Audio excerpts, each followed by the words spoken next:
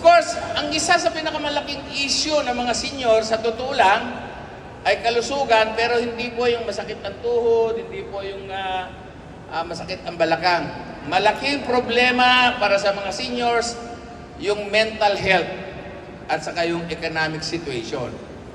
Napakalaking issue ngayon ng mental health, hindi lang para sa mga senior, pati sa inyong mga kabatahan, di ba? No? Marami sa inyong nadidepress pagka lumingon sa kabila yung boyfriend. No? Marami sa inyong nadidepress pag hindi nakikita yung yung paborito nyong artista. No? So, mental health ang isa sa malaking problema ng mga seniors kasi habang tumatanda ka ay na-isolate ka. Wala kang kasama sa bahay, nandun ka na lang sa loob ng bahay, hindi ka na lumalabas. Yung mga dati mong kaibigan, nasa ibang lugar na. O kala, yung mga dati mong kababata, kabarkada, patay na yung iba. So malungkot ang magiging senior. Pero hindi niya magiging malungkot kung sasama kayo sa mga samahan, katulad ng samahan namin, yung Seniors for Seniors. Isa yan sa pamamaraan. And then economic isolation, malaking problema. Next slide, please. So, ano ba nangyayari sa mental and financial situation ng mga older persons, no? Gaya ng sinabi ko, unang-unang problema, aging and health problems.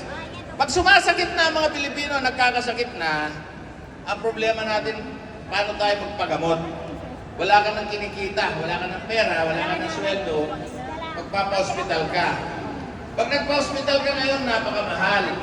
Pag nagpa-check up ka sa hospital, ang isang consultation na yon ay mababa na po yung 1,000. Karamihan po ng consultation ngayon sa doktor ay 1,500 hanggang 2,000 o mahigit pa.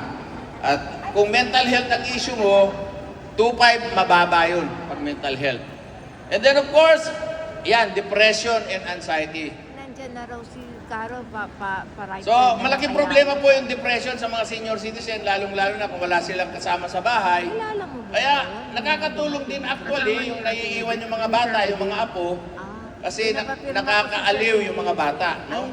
Lalo yung mga apo na iiwan sa inyo ay cute at matalino, hindi kamukha ng manugang nyo, masaya kayo, no? So, kailangan sabihin nyo sa mga anak nyo, mag-asawa ng guwapo katulad ko para hindi kayo malungkot pag iniwan sa inyo yung apo nyo. Para hindi kayo ma-depress. Ayan. At of course, retirement and financial difficulty. Marami sa mga senior, nagretiro, walang ipon.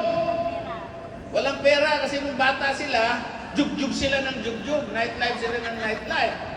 Sugal sila ng sugal.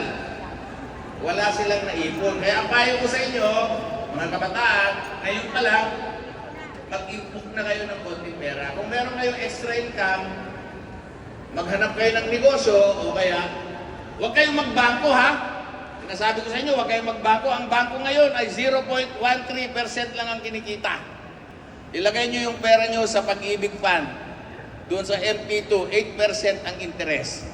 Ayan ha, sa mga ibang senior, baka hindi nyo alam.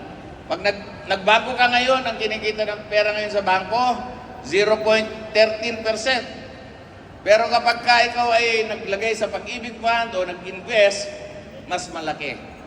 Ang pinakamas mainam ay magnegosyo. No? Magbenta kayo ng supplement. Katulad ko, nagbebenta ako ng barley. Yan, magbenta kayo ng mga pampalakas, pampahaba ng buhay. Yan. And then of course, limited access to healthcare. Napakahina po ng public health services natin ngayon. Iilan lang ang public hospital, ang haba-haba pa ng pila, bago ka umabot dun sa harapan, mauuna muna kamag-anak ni Mayor at ni Congressman. Yung may mga dalang sulat na letter of guarantee, yun ang mga mauna. Kung ikaw wala kang kamag-anak na politika, magpakamatay ka na lang. No? Kung wala kang pera. Kasi bukas ka pa o sa isang taon ka pa maoperahan. Nangangatog-ngatog ka na dun sa harap ng hospital, hindi ka papansinin. Wala ka kasing guarantee letter. No? Yan, so, malaking problema yan para sa mga senior. Kaya kayo mga kabataan, maghanap kayo ng boyfriend na merong health card. Para pag pinakasalan kayo, libre check-up, libre hospital. No? At yung mga anak ninyo, sabihin nyo magtrabaho kayo dun sa kumpanyang may health card. Ako po ay 2 anak ko, 2 health card ko. Libre ako magpa-check up dahil yung anak kong 2, sinasama nila ako. No? Eh kung pwede nga lang ako mag-girlfriend ng may health card, maghahanap ako eh. Kaya lang ayaw pumayag ng misis ko. Yan. So isa pa, itong elderly abuse and neglect. Ito para sa inyo mga kabataan to ha. Ang elderly abuse and neglect hindi nyo nararamdaman. Pero kayong mga senior, inaabuso kayo. Hoy, makinig kayo. Makinig kayo. Ganito ang pang-aabuso ginagawa ng mga kabataan ha. Manunod sila ng sine. Iiwan yung mga anak dun sa lolo at lola. Nanood ng sine, nag-dine out sa labas, pagbalik, utras, wala man lang pasalubong. Walang pasalubong, mag-weekend, magsiswimming. Yung pobreng matanda, iniwan dun sa bahay. Hindi sinasama. Ayun, isang example yun ng abuse. Ang isang pinakamatinding example ng elderly abuse, alam niyo kung bakit? Yung mangungutang ka sa nanay mo, Nay, bayaran mo na ng 100. Tapos, pagdating ng araw ng sweldo, yung 100 ni nanay nakalimutan. Oo, kaya Lola, bayaran muna. Yan. Ang tawag po dyan ay financial exploitation and abuse. Ang pinakamasama dyan, yung mga tatanga-tangang nakatatanda, pinapahawak sa anak yung ATM at saka yung bank book. At sasabihin, ako hindi ako marunong magpindot-pindot niyan. Ikaw talang anong password niyan? O ito, pagtingin niya, zero balance na kasi inaabuso. No? So maraming pang-aabuso. Bukod doon, yung pang-aabusong pananakit, sinasaktan yung mga magulang, hindi pinapakain ng tama, hindi binibigyan ng komportableng tulugan, yan ang mga uri ng pang-aabuso. At ang pinakamasaklad dyan, yung sinasaktan yung mga nakatatanda. No? Kaya kayong mga kabataan na nandito ngayon, kung meron kayong lola at lola, magpasalamat kayo. Huwag nyo silang aabusuhin, huwag nyo silang sasaktan. Lalo na kung cute ang lolo at lola nyo, katulad ko, huwag nyo sasaktan. Kasi pag sinaktan nyo yan, madidepress, magkakaroon ng anxiety, magkakasakit. Okay? So, marami pa tayong mga problema, mga impact ng mga social and economic changes. Malaki problema ng mga senior ngayon, yung technological change. Hindi kami marunong gumamit ng cellphone. Ngayon, pag maghahanap ka, QR code.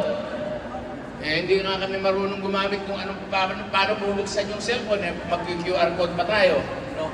Tapos sasabihin sa'yo, Nay, patadalang kita ng GCash.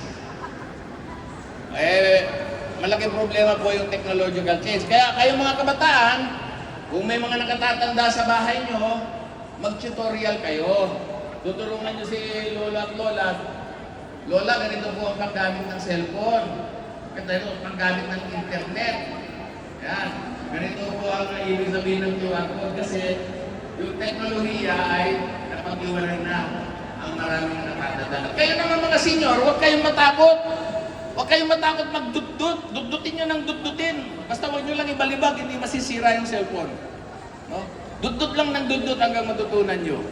So, marami tayong problema sa mental and financial situation ng mga senior citizen. Marami pa pong issue pero kulang ang panahon. Next slide, please. So, ang pinakamatinding mga issue natin ay itong economic isolation at social isolation. Gaya ng sinasabi ko kanina, reduce social